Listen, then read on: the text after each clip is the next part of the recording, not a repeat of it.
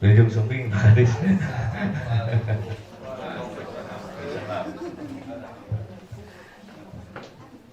Datang ngurusin revolusi.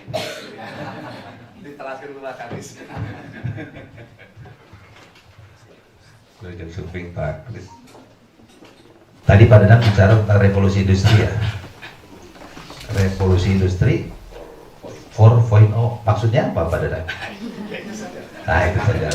Tapi kan kita tidak pernah tahu kok tiba-tiba revolusi industri keempat. Tapi kesatunya apa? Keduanya apa? Ketiganya apa? Kan gitu ya.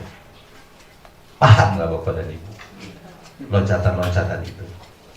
Jadi sebetulnya awal dari revolusi itu adalah pertama, kesatunya itu pertama itu adalah kalau dulu Bapak dan Ibu zaman baheula urangnya anu disebut bangsawan disebut jelema bunghar itu adalah orang-orang tuan tanah. Jadi tuan tanah, coba aja dulu ya, mungkin ibu ada di dekat rumah ibu bapak yang dulunya itu tuan tanah dan dia kaya-kaya, jadi dia memanfaatkan tenaga kerja manusia dalam mengelola tanah yang dia miliki.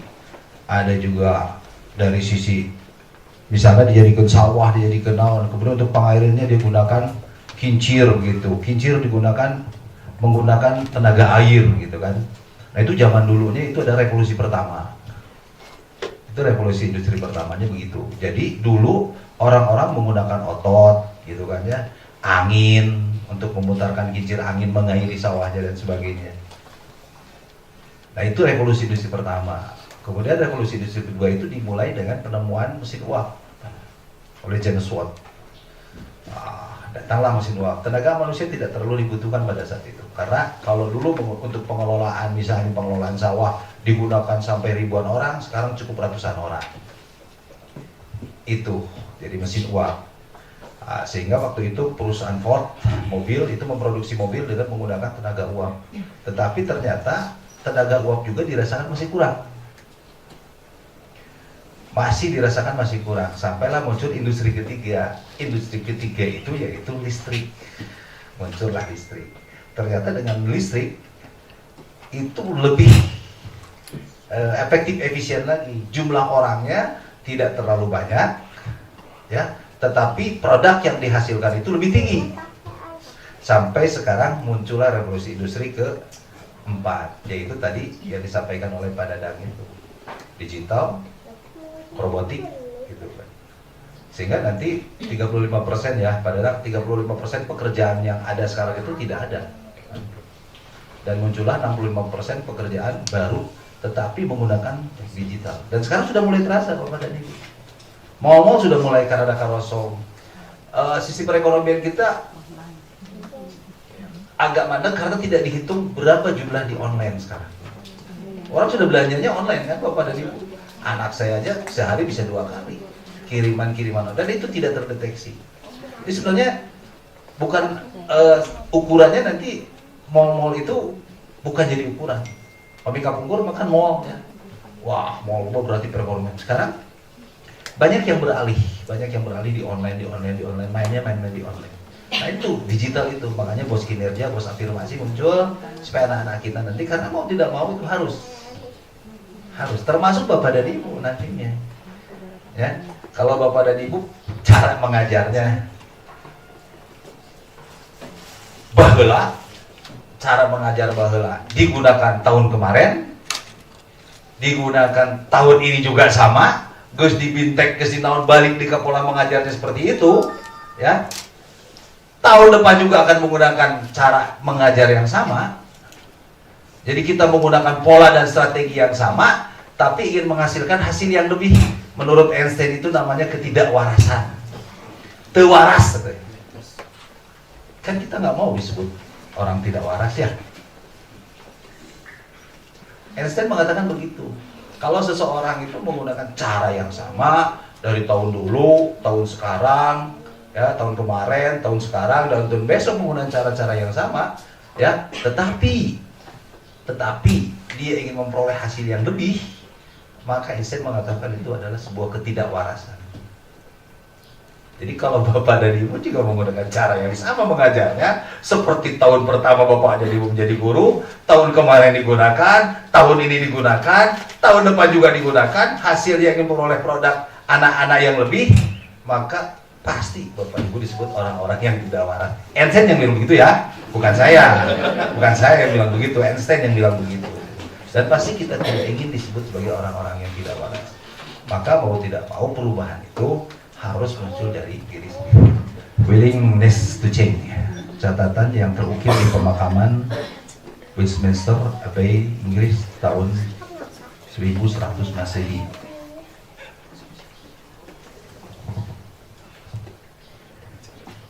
Ketika aku masih muda dan bebas berhayal, aku bermimpi ingin mengubah dunia. Seiring dengan bertambahnya usia dan kearifanku, kudapati bahwa dunia ini tak kunjung berubah. Maka cita-cita itu pun kupersempit, lalu kuputuskan untuk hanya mengubah negeriku. Namun tampaknya hasrat itu pun tiada hasil.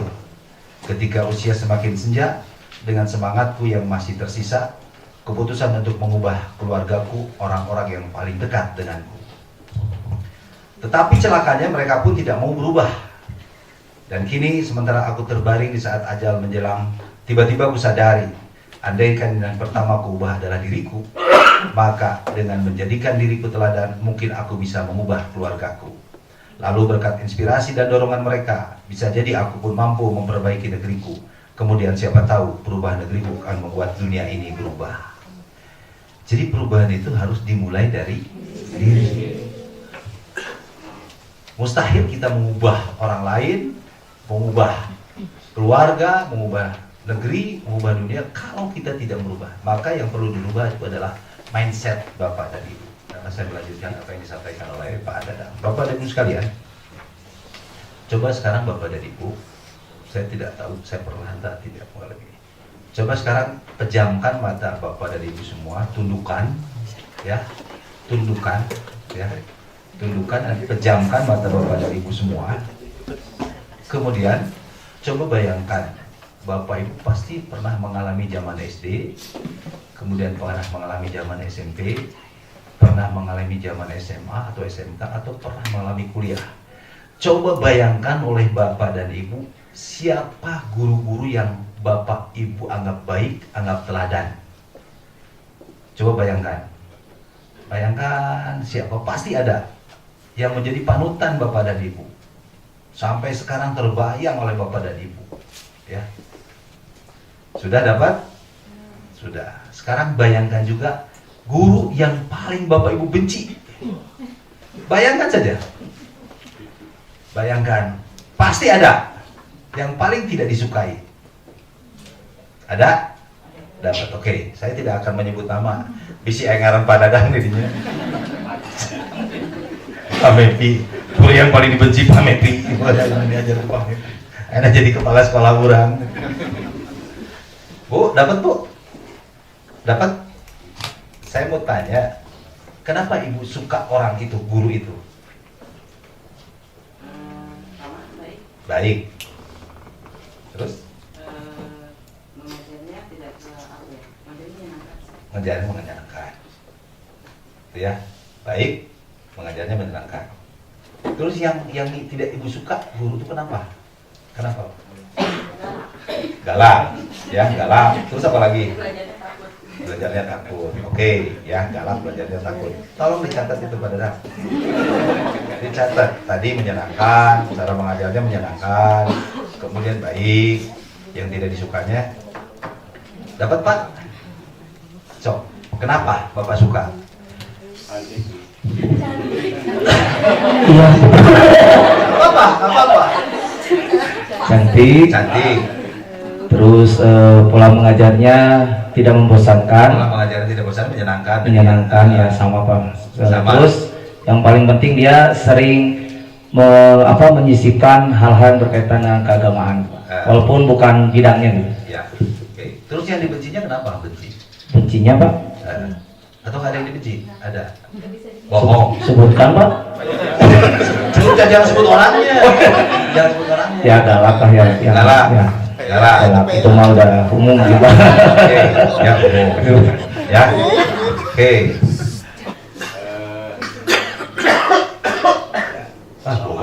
asup. Tidak apa. Terus ada lagi Pak?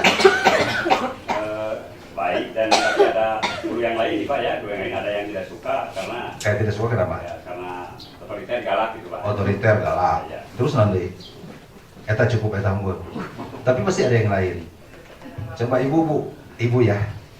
Ibu, ya yang ngalieu ta eta. Nuhun abi. Kunaon cing? Nu resep ka, nu dipikaresep ku ibu. Si horeng teh tinggal resep kana kaset oge nya.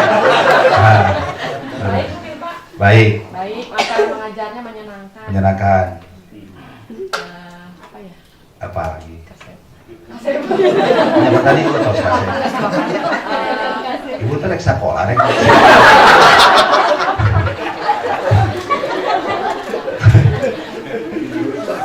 Namun kriteria pertanaman kaset berarti urang teu asup baheula teh. Teu asup baheula teh urang teh nya kriteria. Yang tidak sukanya apa, Bu? Mungkin cara mengajarnya apa ya? Asal-asalan mungkin. Salah-salah. Kemudian jarang masuk ke kelas. Jarang masuk ke kelas. Ya, baik, iya baik.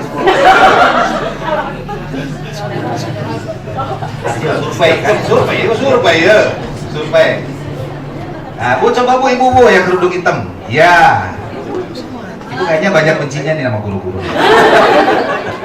Tanya jadi guru ayana karma. Ini Pak pengalaman saya waktu di SD. Kebetulan saya kan asli di sini, SD-nya SD Karya Mulia. Kalau tong disebutkan lah Bu Pak. Urang kene hangan kan itu Karya Mulia ini saha.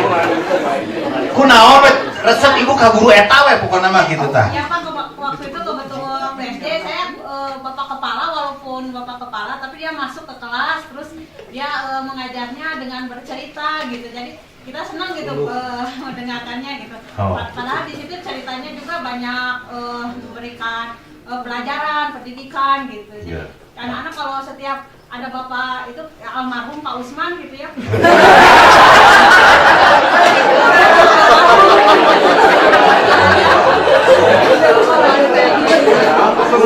Gak apa-apa lah. Kan bae anu alus mah nya disebutkeun. Ngan ke nu goreng mah disebutkeun. Teu meunang urang nyebutkeun ai batur. Eta non teh nyebutkeun nami mah kan. Jadi apa ya? Cara mengajar ya, cara mengajarnya. Terus naon deui? Ya itu sikapnya juga humoris. Sikapnya Ya, humoris. dekat sama anak-anak gitu Pak. Dekat sama anak-anak gitu. Oh iya. Yang menyenangkannya. Gitu. Terus abias. Terus yang tidak menyenangkannya apa? Yang tidak menyenangkannya kalau ngasih tugas gitu Pak banyak gitu. Jadi lo bating mere tugas untuk dikarasa. Terus apa lagi? Catat pada dah. Naon deui Bu Atwa sekap? Sekap. Tah ayeuna urang naos Kak, guru nu baheula pernah bobogohan jeung guru keur zaman siswa. Pasti aya lah sok. Pasti aya.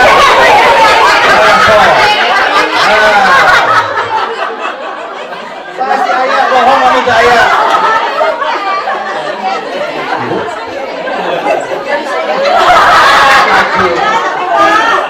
Ke zaman sekolah, ngomong aja guru, ngomong aja jadi guru, ngomong aja kepala sekolah.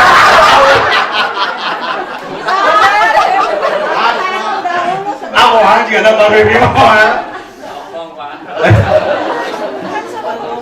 omong-omongnya kalau orang coba nursuk karena ompong rawas jangan ompong teh rawas nyeri. Jodoh Pak pendak deui. Tapi bukan resep Kak Guru eta. Acan Pak. Dacan. Ayo nanti jadi caroge. Kalau mah benci Pak, benci jadi cinta jadi. Yang jadi suka. Benci tapi rindunya karena sering bertemu kali ya Bu. Tuh. Enggak sih Pak. Nah, Justru ibu atuh gara-gara- pokoknya gara-gara diperet Bu. Diperet. Nah, tidak benci jadi pokok. Kumaha cinta terus ya. Enggak, gini Pak kan suami saya itu guru saya waktu Oh, SMA. iya. Justru saya nggak suka kalau pas waktu SMA sering ganggu gitu. Sifat jangan berarti dia tidak suka kepada guru yang suka mengganggu. Terus, Mardai. Terus. Tapi gue jodoh kayak Diriamkeun. Wah, atuh Pak. Orang masih gono hayang turun muntah wae. Terus tapi ini Pak ketemu lagi mah saya udah lulus berapa setahun lebih ya kebetulan ketemu lagi. oh, jadi ai baheula mah belum diganggu, ari geus kayeuna teh hayang diganggu.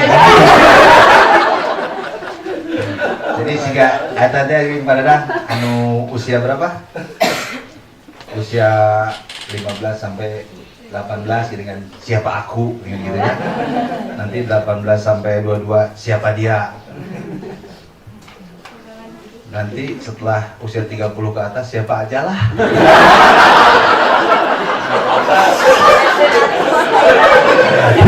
Kalau siapa aja lah. Ibu nikah usia berapa? Saya emang pernikahan dini. Sedap. Nah, jadi ya gitu. Nah, jadi ada yang lain nggak saya mau tanya? Wah, itu tukang demo ya. Adalah karena mahasiswa tukang demo ya. Cing, kenapa? Ada yang disuka? Ada? Ada. Kenapa? Baik. Baik. Kemudian cara mengajarnya juga ya Baik, bagus. menarik. Itu? Jadi enak kalau misalkan dia lagi sharing atau apa, keterima ke kitanya itu jadi enak gitu. Oh, terus kalau nggak sukanya kenapa? Ya, itu galak lah. Galak. Galak. Dua lagi lah, saya mau dua lagi. Ibu yang belakang. Ya Bu. Bu suka kenapa Bu? Dulu waktu SD ini ada seorang guru yang berkesan sekali karena dia sering aja keluar ke lapang gitu. Waktu SD senang diajak ke lapang. Sudah SMP senang diajak jalan-jalan. Waktu SMA senang ya terus Bu. Ya itu karena dia terus kalau body language itu bagus Pak. Dia menggerakkan Jumba gitu, jumba. Dia untuk ngangkat hukum sambil anggota badannya tuh bergerak semua gitu. Jadi seneng gitu lihatnya. Iya. Jadi anak-anak. Iya. Begitu ya, Pak ya? Terus nggak sukanya kenapa nggak sukanya? Gak sukanya apa ya kayaknya semua suka gitu. Semua suka. Oh baik orangnya. Oh, ibu semua suka. Ah, bohong pasti nggak ada yang dibenci. Pas sampai sekarang masih inget gitu. Masih ingat, pasti terbayang. Ada lagi nggak ibu yang mau coba? Satu lagi lah siapa? Pasti ada ini. Saya Pak Ah, kenapa Bu? suka sama guru tersebut, ya saya masih terkenal sekali. Guru matematika, Oh, berarti iya. saya matematika nggak disuka ya Pak. Ah, betul. Tapi bisa. Jadi kalau menjelaskan itu Runut, harus benar-benar runut. sampai ngerti. Runut sekali tulis di papan itu. Suaranya mencet. Oh, suaranya mencrak tuh, jadi menjelaskannya jelas. Gitu. Jadi kalau yang suaranya pelan kan jadi enak Pak. Terus dia pelit nggak ke nilai Bu? Ya? Pelit nggak ke nilai? Enggak sesuai Enggak. saja. Oh, sesuai saja. Sesuai saja. Jadi kalau nilai segitu ya segitu. Oh, Saya gitu. merasa tidak pelit. Alhamdulillah saya waktu SMP itu nilainya dari antara 8 sampai 10 gitu. Bukan. Karena gurunya Pak. Iya. Ya, saya Jadi, menghargai gurunya, jadi bukan karena saya. ya. Adik benci ada? Ada. Ada. Kenapa tuh? Guru IPS. Galak ya. Siapa? Tapi itu malah inspirasi saya ngambil sejarah. Sama kalau gitu ibu sama saya. Kalau gitu Bu ya. Kunaon dah sejarahnya nggak sukanya kenapa? Jadi kalau ngajar saklek gitu, jadi tidak ada senyumnya. Tidak ada senyumnya sedikit pun gitu. Jadi malah tidak ada ramah-ramahnya di sana. Anak-anak. Jadi tidak ada senyum, tidak ada apa gitu ya. Jadi performance. Satu lagi aja lah. Itu tuh. Kok nggak ada yang ada ibu? Kenapa? Yang tidak disukai guru. Sangat berkesan waktu SMP, punten ke guru matematika. Ingat banget Pak, beliau teh jarang masuk.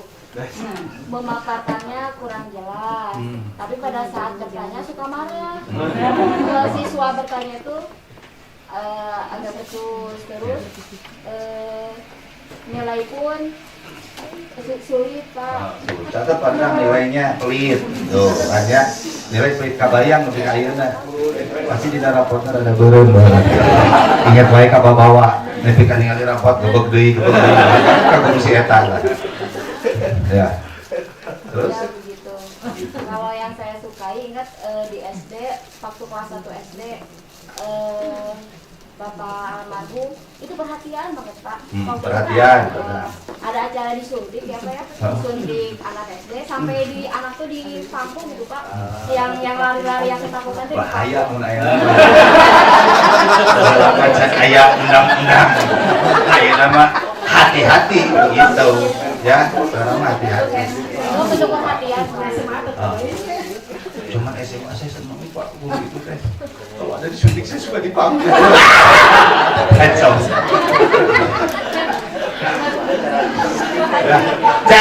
Udah ya cukup. Coba Pak Dadang sebutkan apa saja sih guru yang disenangi oleh anak. Nah, jadi contoh orang Pak ayeuna pilihannya 2 orang. Mau jadi guru yang disenangi oleh anak, yang seumur hidup terus terbayang kebaikannya, atau mau jadi guru yang tidak disukai oleh anak dan terbayang seumur hidup ketidakbaikannya. Cing nu mana wae Pak Dadang. Nu baikna wae lah naon bae guru, nu kumaha wae, nu hayang dipikannya atau dikenang terus oleh anak kebaikannya. 1. Baik. Gurunya baik.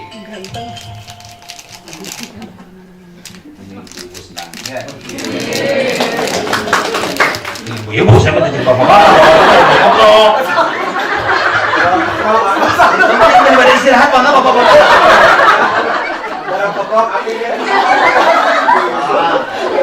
Tidak kemarau karena saya ibu-ibu. Ya, 1 baik. 2 menyenangkan, cara mengajarnya menyenangkan. 3 religius. 4 cantik atau menarik. Cantik menarik. 5 senang bercerita. 6 perhatian. Eta. Itu cuma 6. Ya. Mungkin ada lebih lagi ya, mungkin Bapak Ibu. Yang paling dibenci tidak suka itu apa? Galak. Ya. Terus otoriter. Cara mengajarnya asal-asalan. Jarang masuk kelas. Pelit nilainya. Ayat itu gitu di ayat.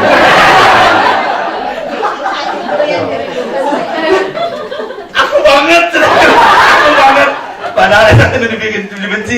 Aku banget itu. Contoh ibu tadi, maka jadi inspirasi buat kita. Oh kudu kieu tah ngajar teh supaya barudak urang teh. Gitu kan? Supaya barudak urang teh. Kan kita nggak ingin ya anak-anak kita begitu keluar pada saat ketemu memalingkan muka. Hati-hati kalau begitu.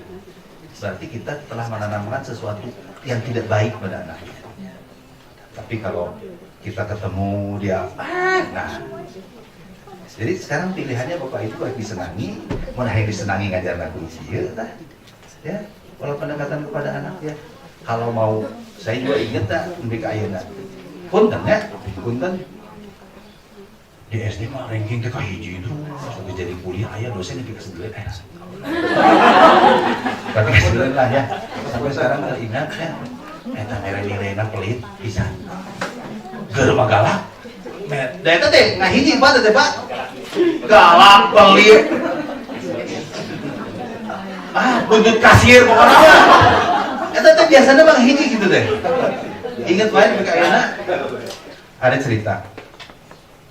Seorang yang memang berpendidikan tinggi, dia pindah ke Amerika. Dia sudah terbiasa menulis, gitu kan, sudah terbiasa menulis. Kemudian dia pindah ke Amerika karena satu tugas melanjutkan kuliah atau apa, dia bawa anaknya, anak istrinya dia bawa. Kemudian anaknya dia daftarkan ke sebuah sekolah. Anaknya masih kecil, mungkin usia PAUD atau SD ya, PAUD atau SD sekitar segituan. Dia daftarkan di sekolah, dia daftarkan sekolah di Amerika, Kemudian besoknya ketika anak masuk, dia diberi tugas oleh gurunya. Tugasnya hanya menulis karangan. Bayangkan dari Indonesia kan, dia pindah ke Amerika, kemudian diberi tugas mengarang dalam bahasa Amerika, bahasa Inggris gitu kan, dalam bahasa Amerika. Kemudian anak itu kan berkonsultasi dengan bapaknya yang sudah jago itu kan, berkonsultasi. Anak itu bikin karangan, ditinggalikan ke bapaknya. Wah, ini kamu masih jelek ini, kamu tidak beraturan, tidak mengikuti prosedur gini gitu kan ya. Diperbaiki lagi oleh anak itu, diberikan lagi, dinilai lagi ke bapaknya teh buruk. Jadi dapat penilaiannya buruk. Justru jadi seorang tua itu jadi khawatir dengan bahasa verbal itu. Ini kok begini anak saya? Ada kekhawatiran yang luar biasa. Sampai ke anak itu akhirnya tertidur karena dinilai jelek terus oleh bapaknya. Bapaknya kan harus sempurna, harus begini. Akhirnya anak itu tertidur, anaknya berkecil lah.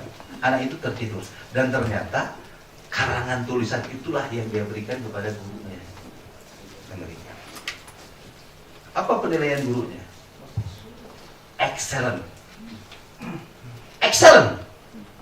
Penilaian gurunya excellent. Ketika hasil penilaian itu diberikan kepada bapaknya, bapaknya marah.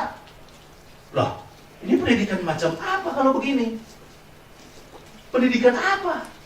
Bukankah pendidikan itu harus kesungguhan? Harus benar? Bapaknya yang protes datang kepada gurunya. Kenapa anak saya yang menulis seperti ini diberi excellent nilainya? Dengan berbagai macam argumen orang pintar. Ya. Apa jawab gurunya? Excuse me, sir. Could you tell me where do you come from?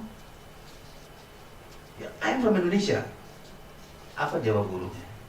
Sir, sistem pendidikan kami, filosofi kami, mendidik itu bukan menghukum.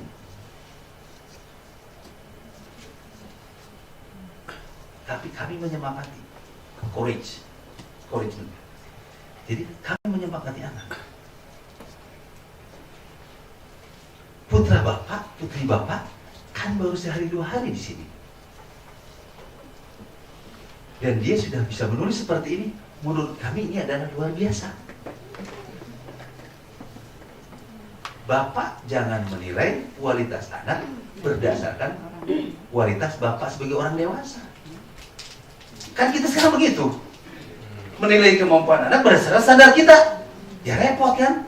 Apa orang harus diajarkan guys luhur? Betul tidak?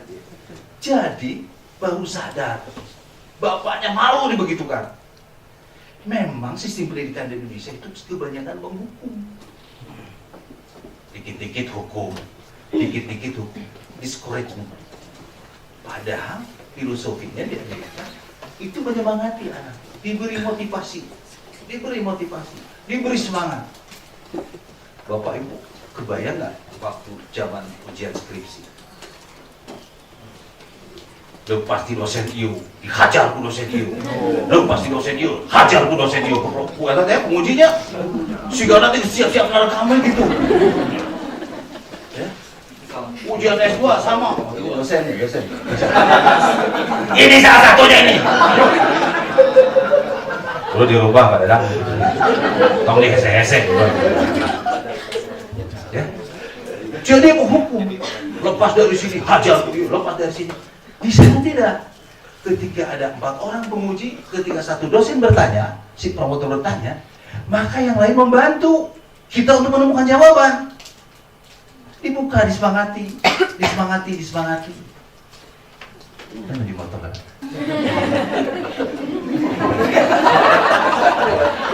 Sejarah aja. Kita foto berdua. Ya, jadi di sana sistemnya dan malu itu oh ini pendidikan kita yang harus dirubah. Jadi mari Bapak dan Ibu sekalian, encouragement kepada anak-anak, jangan menggunakan filosofi pendidikan hukum kepada anak. Jangan gunakan kualitas kita untuk menilai kualitas anak, karena berbeda. Ya, mudah-mudahan dengan cara seperti itu anak-anak kita menjadi anak-anak yang semangat menggapai masa depannya. Insya Allah kalau sistem pendidikan kita sistemnya menyemangati, pasti anak-anak kita juga semangat. Jangan pernah melakukan hukuman yang akan ingat terus kepada oleh si anak sampai tadi itu ingat kan ke zaman SD, ingat. Jangan salah ingat. Ketika kita menanamkan sesuatu yang tidak baik kepada anak, pasti ingat sampai umur kapan.